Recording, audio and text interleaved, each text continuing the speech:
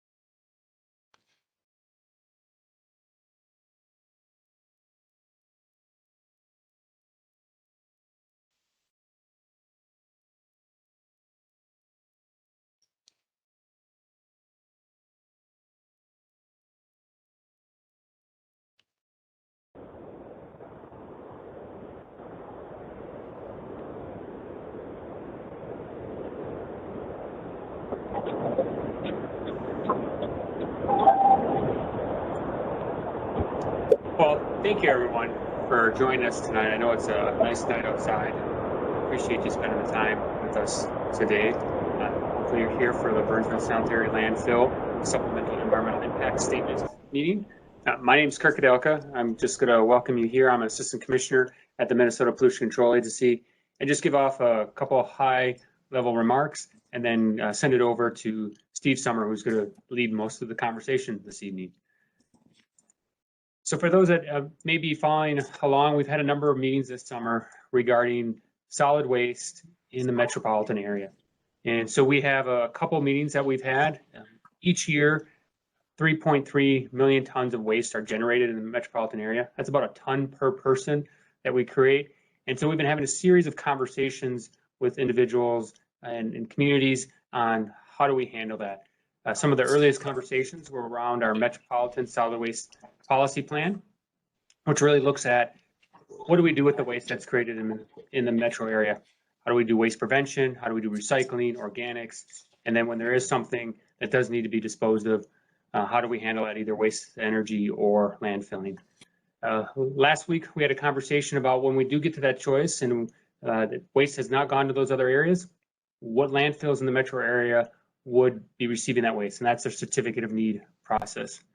And then if we keep going down and funnel down the even more specific, tonight's meeting is about the Burnsville Sanitary Landfill owned by Waste Management in Burnsville, and we'll be doing the environmental review impact statement conversation. This is a document really to get us to collect information for decision makers on a number of decisions that have to occur on the state and local permitting process moving forward.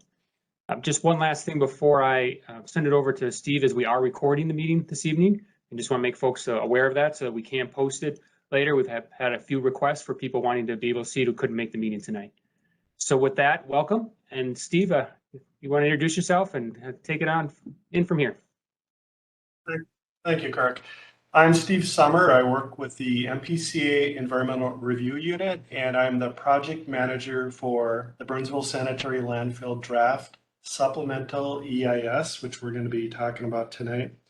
And the next thing we're going to do in a moment is we're going to play a presentation, a PowerPoint, and it's going to go over the environmental review process and the major findings of the draft EIS and explain Burnsville Sanitary Landfill's project in a little detail. After that, we're going to open up the meeting to public comments and questions. So with that, we're going to start the PowerPoint.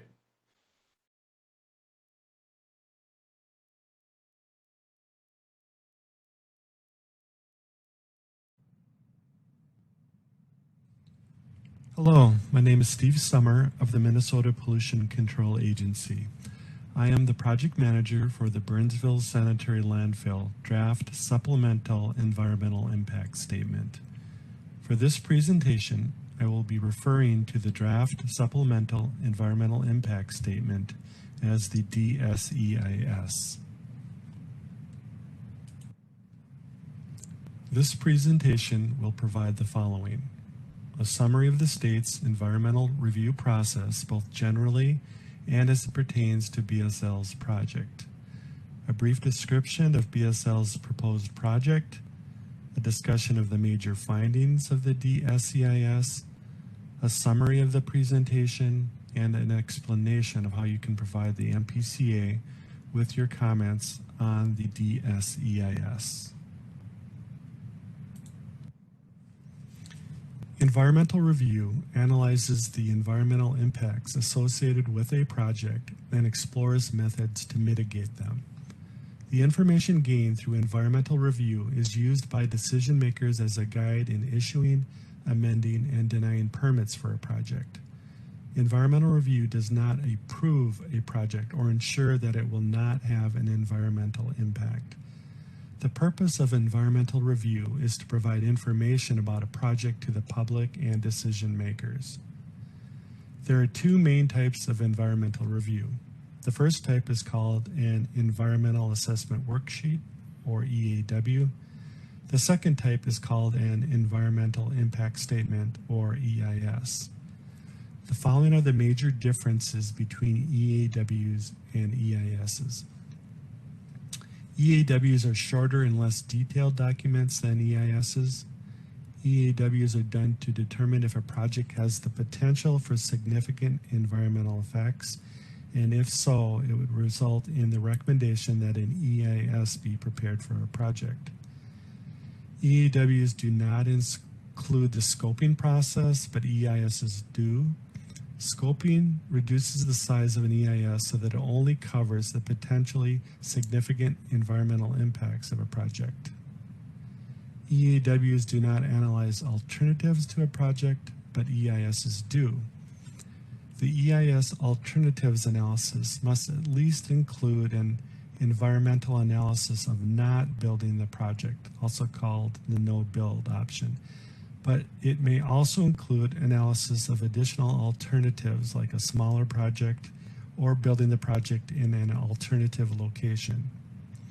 EAWs do not investigate socioeconomic impacts, but EISs do. Socioeconomic impacts mean impacts on things like recreational resources, jobs, and the economy.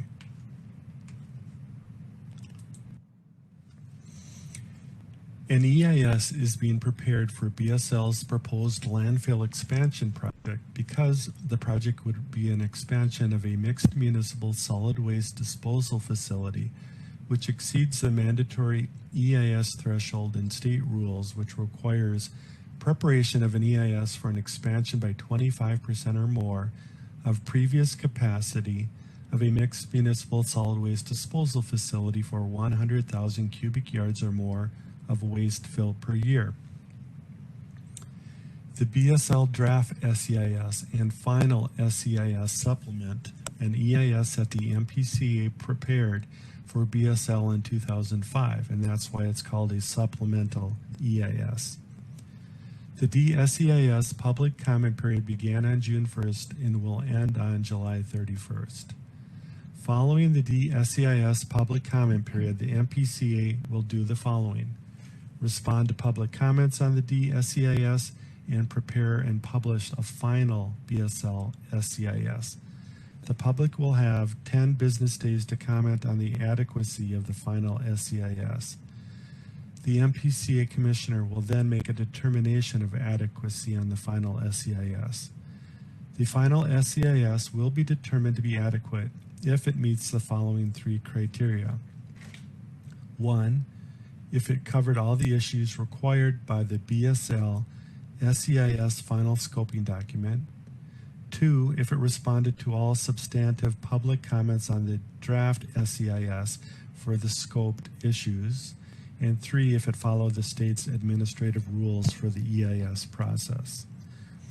If the SEIS is determined to be not adequate, the MPCA must prepare an adequate EIS within 60 days.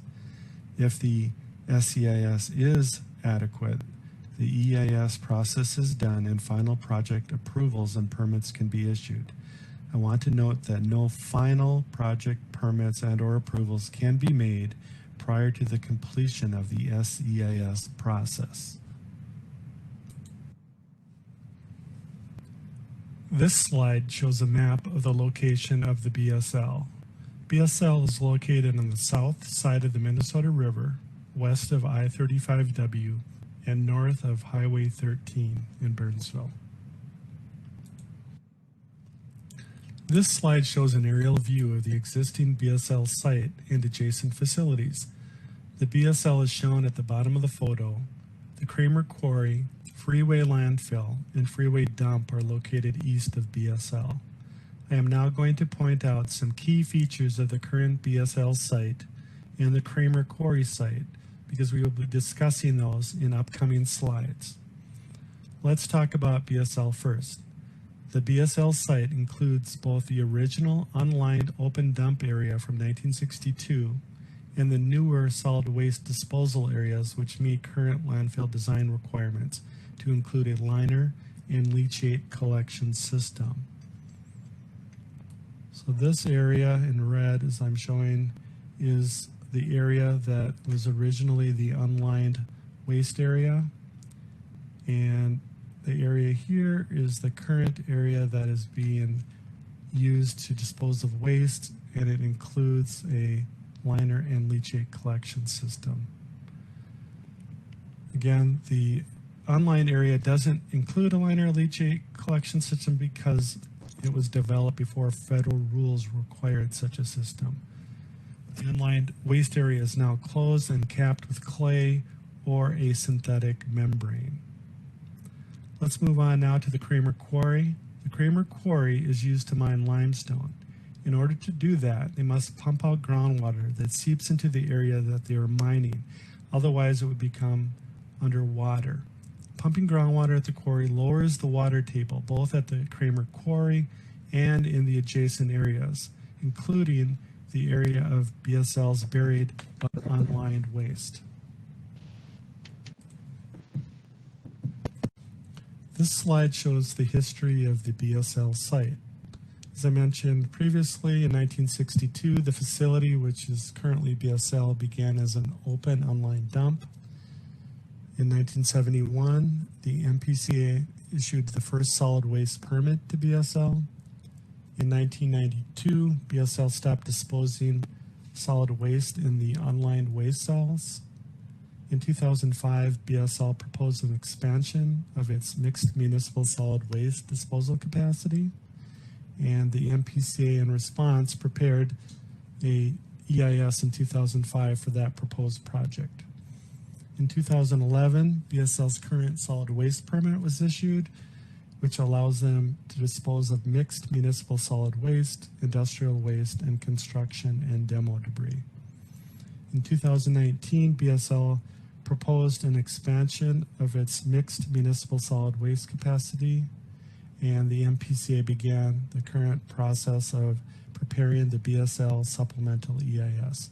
So the supplemental EIS means that this EIS is supplementing the 2005 EIS.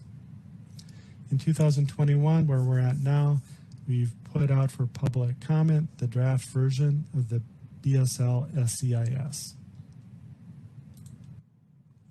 The following slide is an overview of Bsl's proposed project.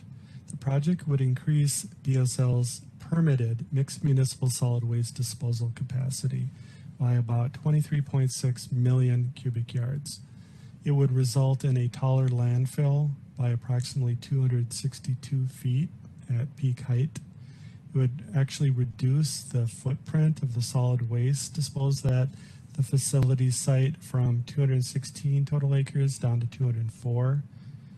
It would still remain outside the 100-year floodplain of the Minnesota River. It actually pulled back from the floodplain compared to what is currently permitted at the facility, and it would extend the operating life of the mixed municipal solid waste portion of the landfill by about 40 years. So it should allow them to operate to approximately the year 2062. This slide shows Bsl's current and proposed waste disposal footprints. The black line shows Bsl's property boundary. The blue dashed line shows the area in which Bsl is currently permitted to dispose waste. The most northerly part of this area is called the North Development Area, or NDA, and that area is not developed yet. The red dashed line shows the area in which Bsl would like to be permitted to dispose waste as part of its proposed project. The northwest part of the area is called the Annex Development Area, or ADA, and it is currently undeveloped. The proposed expansion would involve modifying the currently permitted waste limit by eliminating all but the southernmost portion of the NDA and instead developing the ADA. This would result in a decrease in total waste disposal area at Bsl from 216 down to 204 acres. Okay, now we're going to move on to the major findings of the draft SCIS, and we'll start with groundwater impacts.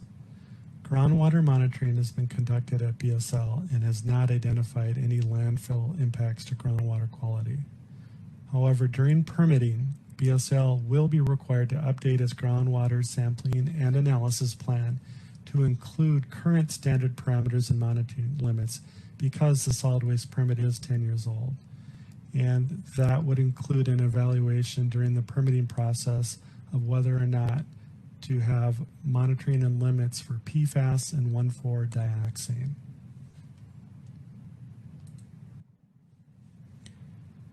In this slide, I will discuss the impacts on Bsl from the Creamer Quarry and Bsl's proposed project's impacts to groundwater. With respect to the Creamer Quarry, as I discussed earlier, the quarry pumps out groundwater from its limestone pits to keep them dry. If the quarry were to cease this pumping, the groundwater table would rise in the surrounding area, including at the area of Bsl's old unlined waste. This would result in the groundwater under the unlined waste rising up and coming into contact with the unlined waste. The impact of this unlined waste and groundwater coming into contact with one another is currently unknown, at least partially because it depends on how the Creamer site and the surrounding area are redeveloped in the future, and those plans have not been finalized yet. In order to gain more information about this issue, during solid waste permitting of the project, the MPCA will be considering what additional groundwater monitoring should be required of Bsl. It is important to note that the Creamer Quarry operation and any changes in groundwater pumping there are completely separate from Bsl's proposed project, but they were included in the Dscis because of the potential impacts on groundwater quality in the area. Moving on now to the potential impacts of Bsl's actual proposed project. The Dscis determined that the project is not expected to adversely impact groundwater quality. This result is based on the fact that the project would not change the groundwater levels or impact the existing unlined waste at Bsl. The project would have one potential indirect impact on the unlined waste. If it was ever determined that Bsl's unlined waste must be dug up for some reason, it would make it more difficult if additional waste associated with the proposed project was placed on top of the existing unlined waste. This slide discusses the Dscis findings on drinking water supplies in the area, both at the Creamer Quarry water supply and at nearby wells. Part of the Creamer Quarry site includes a drinking water supply for the cities of Burnsville and Savage. The Dscis reviewed information on the quality of this water supply and determined that it has not been adversely impacted by the landfill.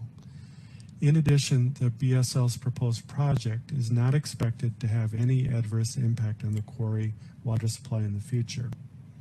The Dscis also reviewed the project's potential impacts to water supply wells in the area and has determined that the project is not predicted to adversely impact water supply wells.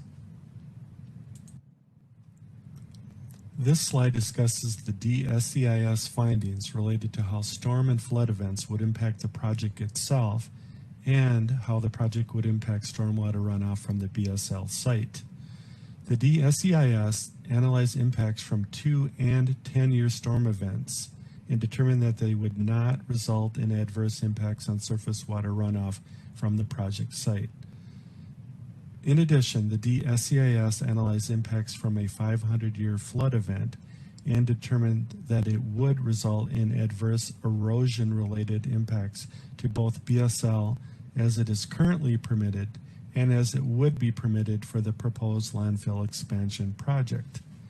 Impacts from an extreme flood event, such as a 500-year flood, could be mitigated by redesigning the project to have a larger surface water control system and by upgrading Bsl's emergency response plan. The Dseis also assessed the project's potential to impact nearby wetlands.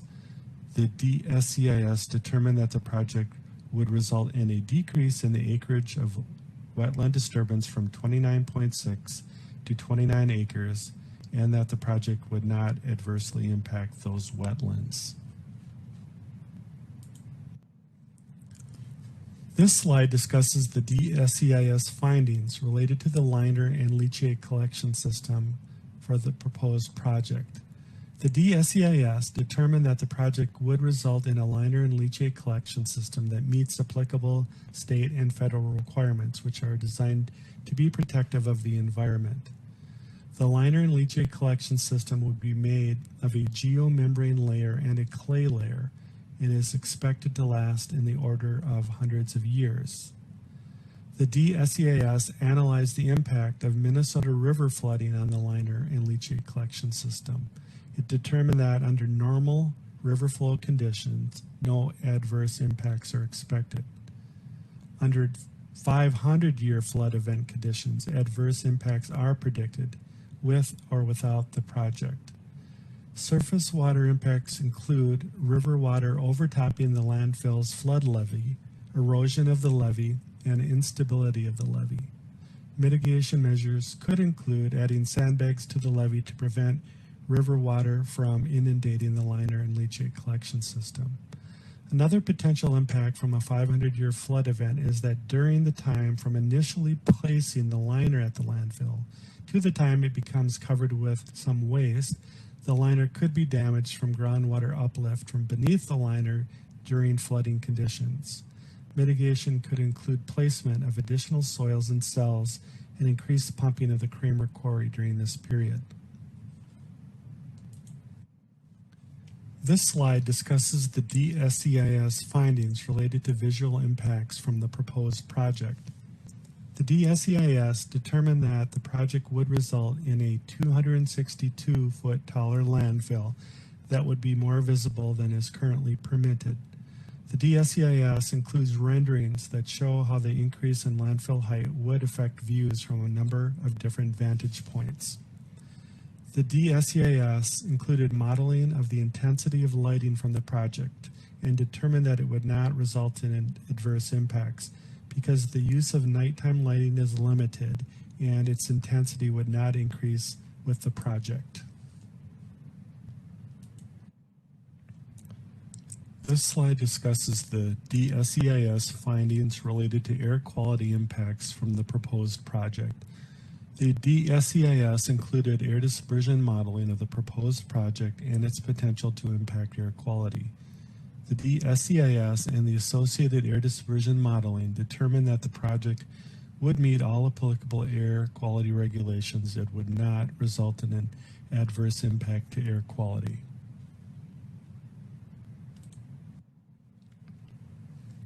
This slide discusses the Dseis findings related to the project's potential impacts on climate change. The Dseis found that the project would result in an increase in greenhouse gas emissions at Bsl. The impacts from these increased emissions would be mitigated by Bsl by capturing a portion of its landfill gas and combusting it to make electricity. This process would mitigate climate change in two ways. One, the combustion of methane would change it to carbon dioxide, which is a less powerful greenhouse gas. And two, the production of electricity at Bsl would reduce its electrical demand on other sources of electricity that use fossil fuels. The MPCA can quantify greenhouse gas emissions from the project but it is not yet possible to quantify the specific project's impacts on climate change. This slide discusses the Dseis findings related to the project's potential sociological impacts. The Dseis determined that the project is not expected to adversely impact the following. 1, the usability of existing nearby recreational resources, or 2, the safety of aircraft flying over Bsl due to bird-plane interactions. This slide discusses the Dseis findings related to the impacts of increased recycling and pre-processing rates in the Twin City metropolitan area on Bsl's proposed project. The Dseis determined that if recycling and pre-processing rates were to increase and meet the state of Minnesota goals, that Bsl's proposed expansion could be smaller in size and height. For example, if the 75% recycling rate goal was to be achieved, the landfill's expansion could be reduced from 23.6 to 11.9 million cubic yards. This would also reduce the peak height of the landfill from 1,082 to 862 feet above mean sea level. This slide discusses the Dseis findings related to the impacts of the Bsl project not being approved. The Dseis determined that if the Bsl project were not approved, that Bsl would need to stop accepting mixed municipal solid waste in a few years. In that case, the waste that would have went to Bsl for the project would instead go to the Pine Bend landfill in Inver Grove Heights and to the Central Disposal landfill in Iowa. This slide discusses the Dseis findings related to the economic impacts of Bsl's project not being approved. The Dseis determined that if Bsl's project is not approved, that the waste would flow to the facilities mentioned in the previous slide, and that there would be an adverse impacts to the city of Burnsville, Minnesota, Dakota County, and the state of Minnesota. There would also be positive economic impacts to the city of Inver Grove Heights, Lake Mills, Iowa, Winnebago County, Iowa, and the state of Iowa. In this and in the following slide, I will summarize the information that I have presented. Bsl's project requires environmental review in the form of a supplemental EIS, otherwise known as SEIS. The SEIS process does not approve or deny the project, but instead provides information on the project's impacts and potential methods to mitigate those impacts. The information in the SEIS will be used during the permitting phase of the project. The draft SEIS is on public notice through 4:30 p.m. on July 31st, 2021. This means that the MPCA will accept your written comments on the Dseis up till that time. Any comments that you make during the meeting tonight are considered written comments because they will be recorded by a court reporter who will turn them into a transcript of the meeting.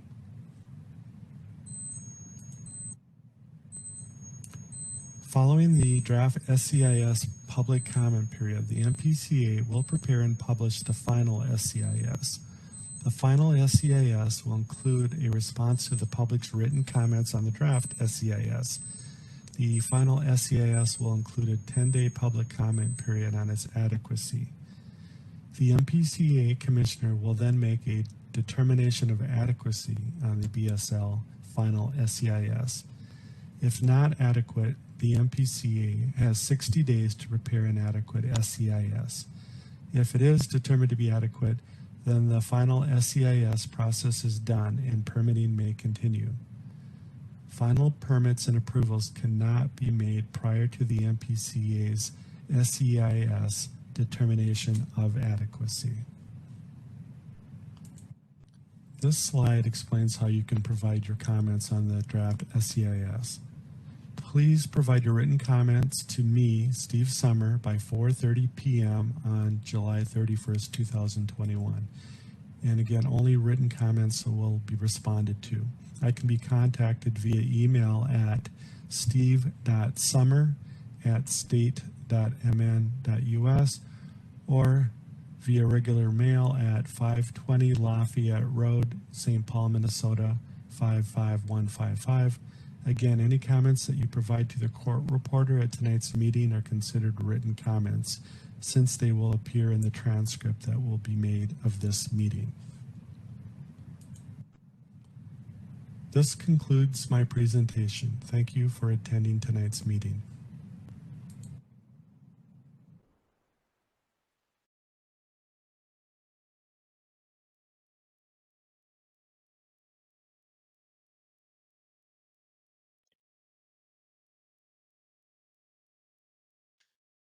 All right, we'll now shift to the public comment and question portion of the meeting.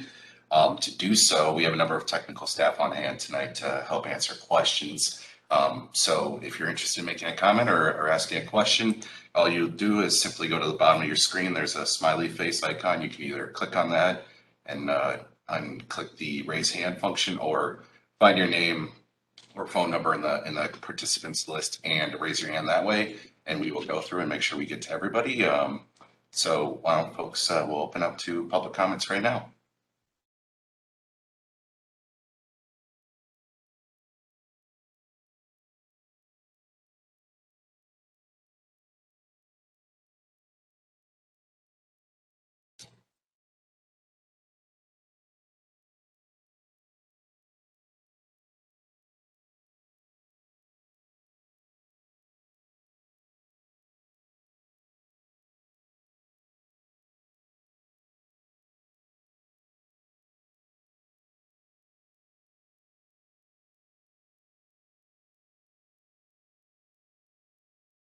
Jamie, why don't you go ahead? Yes, hello, thank you. My question has to do with exceeding current state rules. I didn't see that in the report about what the difference in that is.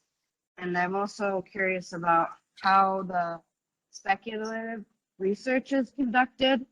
My main concern with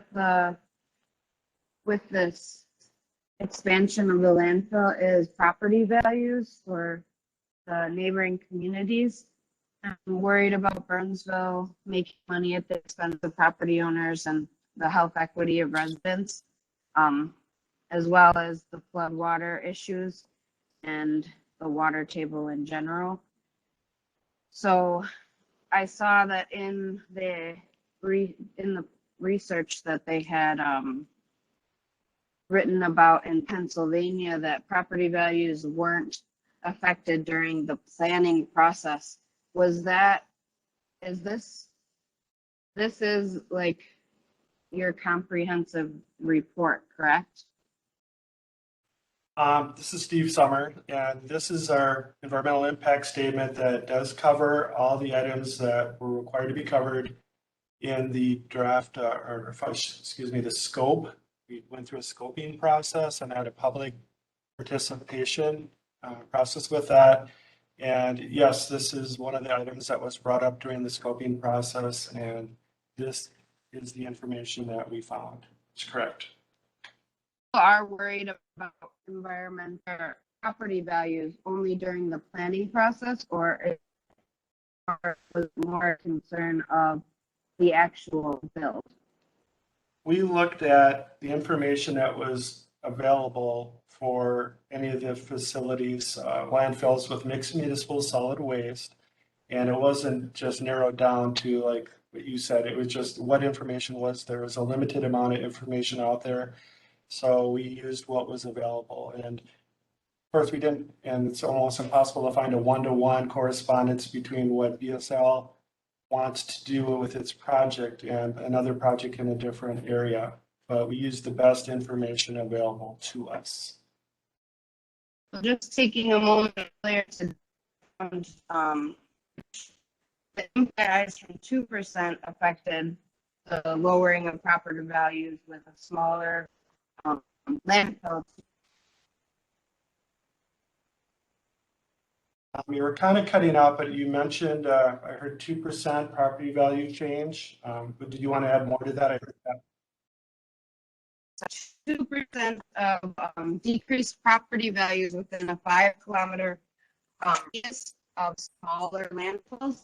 This landfill is to exceed state guidelines for existing landfills.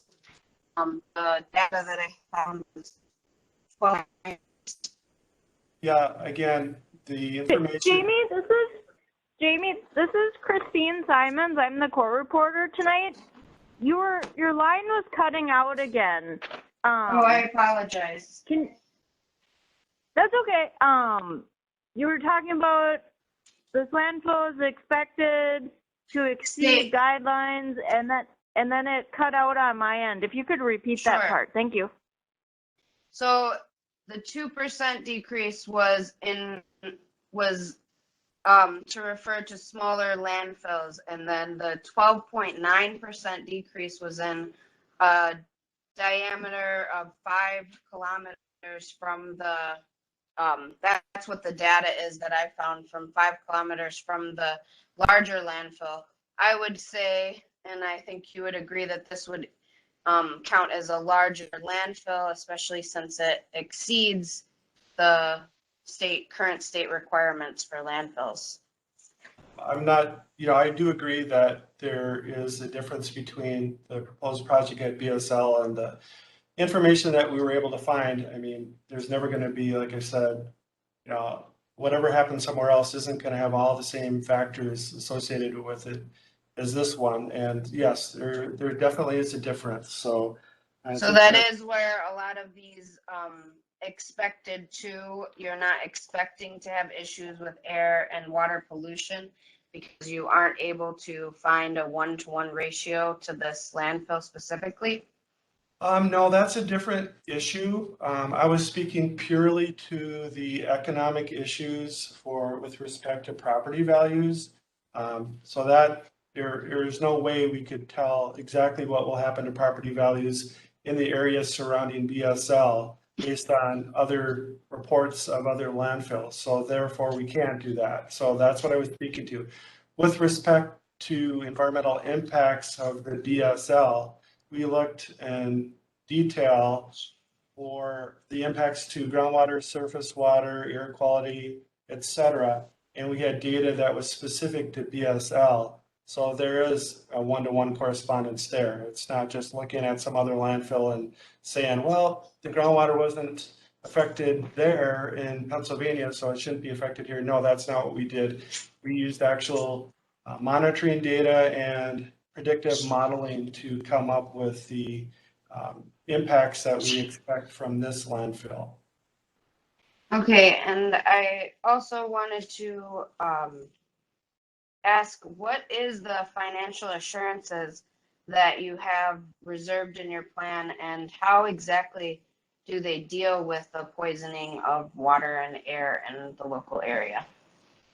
Okay, with respect to financial assurance, that's a permitting type question, and the EIS does not go into that. There is a public participation process with the solid waste permitting if the project does move forward. Again, the EIS doesn't say, yes, you can go forward with the project. It just provides information. But when the time comes, if the project moves forward, there would be a solid waste permit, and there will be a public participation where you can bring up your questions regarding financial assurance. But we did not look at that in the EIS because it wasn't part of what was scoped into this through the public participation process. And then could you repeat your other part about pollution? I think I want to make sure I'm clear on what you were saying. So with other research about basically pollution, is that the landfills, especially larger landfills such as this, were found for neighboring residents cancer, low birth rates, and birth defects. Who would be responsible in the case that these were an issue after this build? Yeah, that isn't something that the EIS process looks at and didn't look at. And so I'm not able to answer that question. But if you want to, we'll still think about what you said and try to provide you with some more information that I can provide tonight. Okay, because I did read in there that that the scoping decisions were assessed within the context of whether said impacts would result in disproportionate exposure to and no to pollution, and that you did not, that the assessment indicated no such disproportionate exposures. So that was what my question was. It's under 1.4 environmental justice. Right. We did take a look at, as you said, if there was any disproportionate impacts to environmental justice areas of concern, which includes people of color. Well, actually, in this particular case, I was talking more broadly, but in this particular case, the Bsl is in a census tract that is considered low income, and therefore we looked at the impacts through the lens of environmental justice, and the actual impacts that we did find were more widespread and not disproportionately going to impact the environmental justice community. So you're speaking in relation to color of skin and like wealth versus health equity? Yeah, in this case, what we were looking at with environmental justice, the area, as I said, of the Burnsville Sanitary Landfill is considered an environmental justice area of concern because it is considered a lower income area. It's got 40% of the median income for a household, 185% of the median household, 40% of the people in that census tract are below 185% of the median income of the area. So that's why it's an environmental justice area. And like I said, we looked at whether or not any impacts were disproportionately going to fall on the EJ community, and we did not find that to be the case. So the cancer, low birth rates, and birth defects are not included in the report because associated with the larger landfills because they don't have to do with economic status or race. No, you're talking about cancer or any other potential negative health consequences. We looked at not cancer per se or any particular health impact. Specifically, what we looked at was, for instance, with water quality and what, if any, impact the landfill had on groundwater. We looked at what particular pollutants were being detected by the groundwater monitoring system, and we compared them to applicable regulatory thresholds that are meant to be protective of health. So if a facility is able to show that they actually meet the regulatory standards are protective of health, then it's implied that it's not known to be something that would cause the negative impacts that you're talking about. Okay, so if I'm understanding this correctly, you use the data that you have available from the existing landfill to create this document for the speculative research for the future landfill? We used, part of it was, as you state, we used information from the specific site, like again, going to my groundwater example. The facility has groundwater monitoring wells, both up gradient and down gradient of the site. So as groundwater crosses through the site, we can see if there's any impact of the groundwater potentially coming into contact with any waste.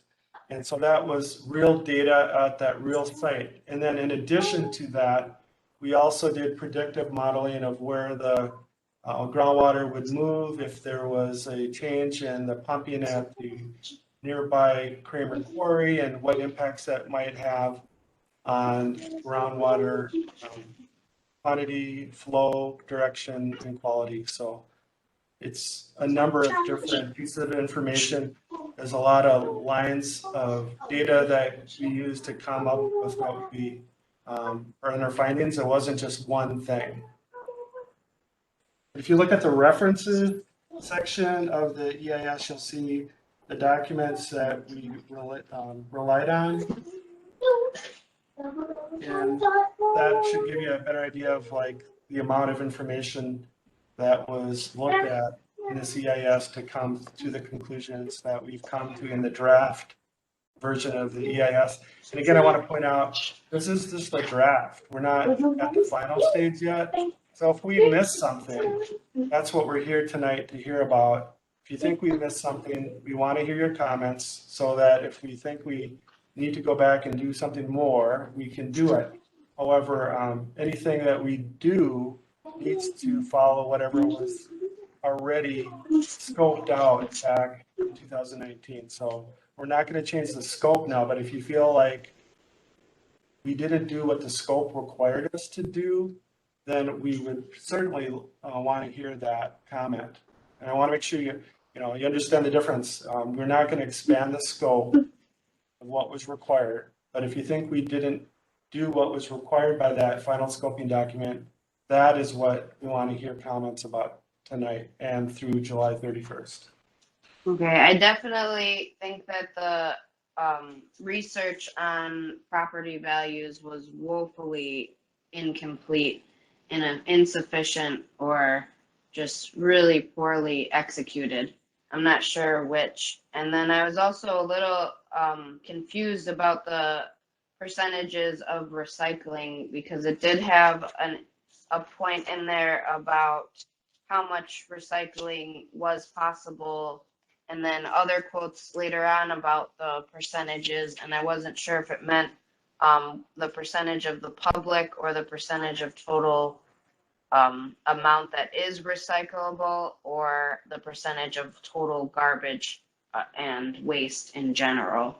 I just felt like that could be more specific to address and, work with the community to make these landfills safer for citizens as well as lucrative for your city. Yeah, that's a very good comment, and we have that recorded, and I will respond to that comment in response to comments document that will be associated and attached to the final EIS, so I will respond to that. And just lastly, the health equity is like probably the highest and priority issue for everyone. And I know that you detailed extensively about the pollution of the air and water and how much that would be scientifically, but tying that in with the health effects, I think is crucial to have everyone be on the same page of what exactly we're talking about and how this directly impacts the community for environmental justice areas, and then also, I'm guessing, just the socioeconomic that you had mentioned earlier, those issues as well, because I know that those will definitely affect the community in those ways. So thank you. Thank you. I look forward to reading the completed version. Thank you, Jamie. Thanks, And Jamie. Jamie, before you hang up, I want to this is Christine, the court reporter. I can see Yes. on the screen, what is your last name? Bojado, Bojado. Yes. Okay, thank you. Is that a question? And then for future commenters, if you could just state and spell your name for the record, that would be very helpful. Thank you. Okay. My name is written. You can read it though? Yes, I can see it. I wanted to make sure I had it right though. Okay, great. All right, Rachel, why don't you go ahead, state your name and spell it, please? Oh boy, really? Okay, sure. My name is Rachel Hempfner, RACHAELHUEMPFNER. I had a question about the quarry. It was stated that there is that there could be a potential impact if they were ever to stop pumping. However, that's independent of the quarry activities from Bsl. Is there a timeline that you would set to reevaluate that potential impact or quarry activities and how that would impact on the Bsl in the future? Well, with respect to the EIS, we would not be reopening the EIS because the EIS is just for this project, but the MPCA is aware of the issue of the quarry pumping and as well as the city of Burnsville.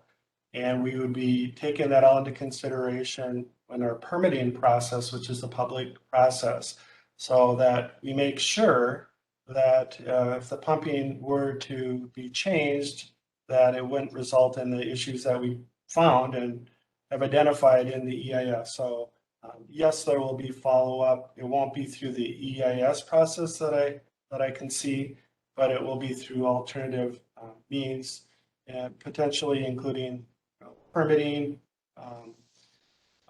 So part of it, I don't want to go too much into detail because a lot of what the city wants to do with respect to redevelopment of that site is just unknown at this time. But I just can say it's definitely on our radars. We've had meetings with the city. We know what's going on, and we're not going to forget about that. Okay. And then continuing on with groundwater, you included an expansion of the sampling and analysis plan for Bsl that may include Pfas. I know in Wisconsin they're doing a little bit more research into what standards and limits they're going to have. Is the MPCA currently undergoing any kind of evaluation of Pfas effect on groundwater and the health of the community? Yeah, the agency has more of it's an agency-wide initiative to look at PFAS. That is beyond what was looked at, as you probably can tell in the EIS. We're just pointing out the fact that it's needed the facilities permit, solid waste permit needs to look at these issues, including whether or not PFAS needs to be monitored and a limit associated with it. But we didn't look at that, but I don't know if like Kirk or somebody else would be able to speak more than I can on the current status of what we're planning to do with PFAS. I personally don't have enough knowledge to answer that question. So I want to see if Kirk knows, if he can provide any information. If not, I will definitely be responding in writing. Thanks, Steve. I can answer a little bit because of the larger question is what are we doing looking at groundwater and PFAS? We work with the Department of Health. They've created 5 health-based values specific to 5 types of PFAS and its impact on drinking waters that we use in our work in groundwater. They're working on a 6th. We have a much larger effort on PFAS that we partner with our Minnesota Department of Health, the DNR, and Department of Ag, and that looking at PFAS in a number of areas from air, land to water. And that's called our Minnesota PFAS Blueprint that outlines some of the things that we're doing. So as noted earlier too by Steve, PFAS is one of the things specific to this landfill we'll look at more in the permitting process also.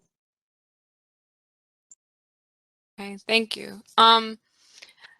Jumping topics real quick, I had a question about, you talked about socioeconomic impacts to the expansion. I'm expecting then the increased capacity also means increased tons per day or cubic yards per day. Has that traffic analysis been looked at for the possible impact to Highway 13 or the surrounding communities or truck routes through that area? The EIS itself did not, because it wasn't scoped into that. I mean, that's something that could be looked at. The local authorities could look at that. I'm not certain that we know that the actual mixed municipal solid waste flow per day is going to really increase. I think this is more about allowing the facility to operate more years than to actually have more per day. That's what my understanding is. So no, it wasn't looked at. Don't expect that to be an issue, but it could be something that is looked at through, like I said, the local authorities potentially if they wanted to do so. Okay. And as far as the you mentioned the FAA a few times in the presentation. It says in the text of the document is not expected to result in significant impacts with airplanes and bird activity. However, there is a letter in attachment G that says the FAA is actually not confident in that this will not impact the bird interactions. That text just seems to be a little bit misleading if you don't go to the actual letter from the FAA, and there's no allusion to that.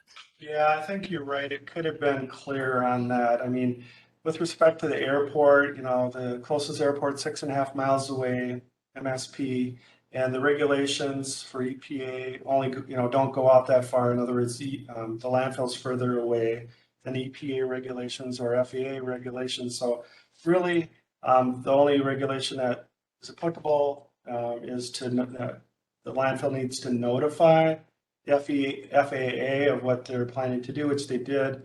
And the FAA also responded, like you said, with that letter, and it's asking the city of Burnsville, as I recall, if I recall correctly, to work with Minnesota Metropolitan Airport Commission and the USDA Wildlife Services to look into it further. But with respect to what we looked at in the EIS, we did not see information that would lead us to believe that there would be a big concern with respect to air traffic and bird collisions because of the fact that the airport is so far away and the flights are much higher than the birds are at that location. So we're not close to an airport where the planes were coming in for a landing or taking off and at a lower elevations. So that doesn't mean that's the end of the story. That's just the information that we found, the EIS. And like you said, there is that letter that the FAA sent to the city of Burnsville, and the city can go ahead and contact those folks and work with them to see if the landfill design needs to be modified in any way to try to reduce or mitigate the potential for impacts. But we didn't find any in the EIS. Hope that helps. Okay. Yeah. Last thing is this is setting a pretty high standard, no pun intended, for vertical development and expansion of existing landfills. Is this expected to impact any future permitting on state landfills and how that process will go about vertical expansion? That is something that's beyond what we looked at the EIS. That's a permitting type question. And I would suggest that I'll respond to it. There's no response really that I have for you right now. I'm not aware of anything, any precedent or whatever that will be set, but I don't know the answer because I'm not in the permitting program. So I'd like to basically get back to you in the response to comments. All right, thanks. Yep.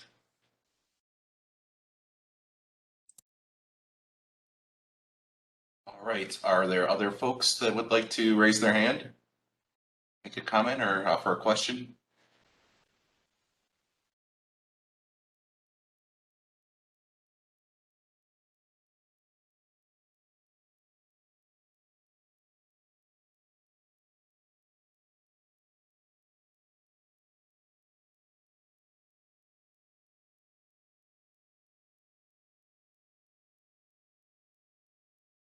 Just a reminder, all you need to do is go down to the smiley face and click, and there will be an option to raise your hand. Otherwise, find your name in the participants list.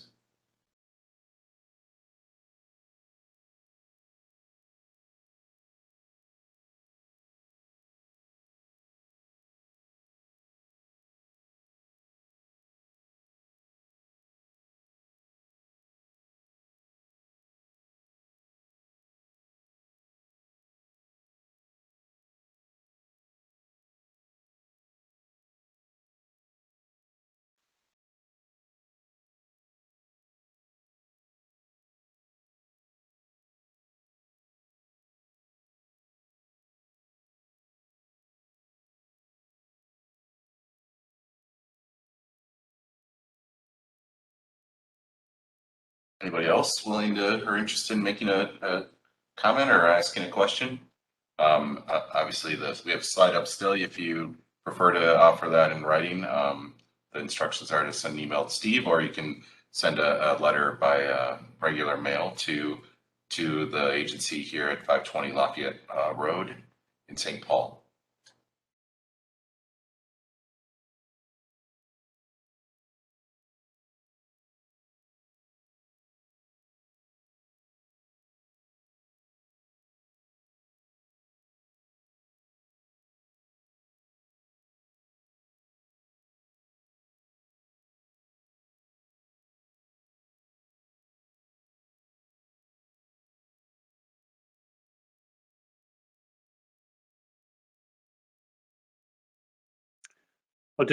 I'll just put a few more comments in here. Matt mentioned the public comment period for the environmental review process here. There were a number of comments today also about recycling, organics, and waste prevention in general. And so I just want to remind folks too, we do have an open period right now for the Metro Solid Waste Policy Plan, where we're looking at some of those more global issues affecting all the metro area. And if folks would like to comment on that, there's still a couple weeks left on that. If you go to our main webpage, pca.state.mn.us, there's a link on the first story about managing metro waste, which includes more information about the environmental review, but that process too for those comments. Matt, I don't know if there's anyone else with comments, and if you see any more hands.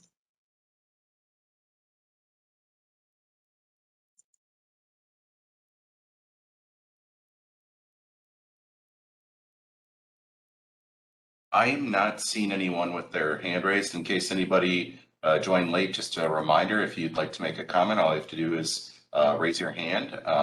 You may do so by, there's a button at the bottom of your screen with a smiley face. You click on that and there will be an option to raise your hand. Otherwise, find your name in the participants list and hover over it, and there will be an option to raise your hand there. So we can hang out for a few more minutes, but if folks, oh, Jamie, it looks like you've got your hand raised. Jamie, go ahead. Sorry, thank you. I was just asking in the chat for the link and it was put up there. So thank you so much. Just want to clarify, that's the link for the Metro Policy Plan. Is that the one you wanted, or do you want the link to the SEIS? What you were just mentioning for the general dealing with waste in the Metropolitan. Perfect. That's the right link then. Okay, great. Thank you. You're welcome.